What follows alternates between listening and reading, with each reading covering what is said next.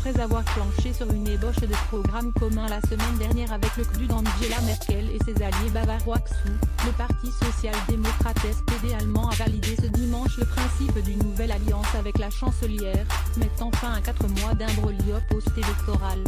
Les délégués du parti réunis à Bonn ont approuvé d'une courte tête, 362 voix pour sur 642, l'ouverture de négociations formelles avec les conservateurs. Ce vote était suivi de près par tous les dirigeants européens, qui espéraient voir l'Allemagne sortir de la période d'incertitude politique dans laquelle le pays est plongé depuis les élections législatives du 24 septembre.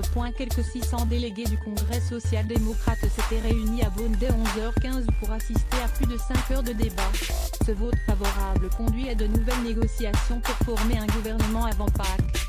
Les négociations devraient débuter cette semaine. Dans un discours enflammé, en particulier sur l'euro, le chef du parti et ancien du président du Parlement européen Martin Schulz a défendu le projet d'alliance, assurant avoir obtenu des concessions historiques qui marqueraient la fin de la politique d'austérité en Europe portée par Angela Merkel et du fantôme du néolibéralisme.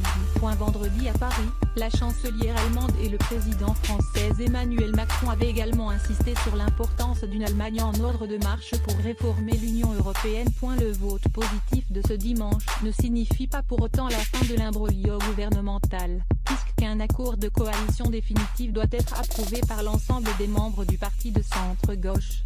Laminé aux législatives 1,5% et en chute dans les sondages depuis, le parti des sociaux-démocrates était profondément divisé face à la perspective de reconduire la grande coalition avec Angela Merkel. Une partie des militants anti-coalition, qui se retrouvent sous la bannière Dies no Groco du chef des jeunes du parti Kevin Kühner, estimait que le SPD devait rester dans l'opposition pour se réinventer.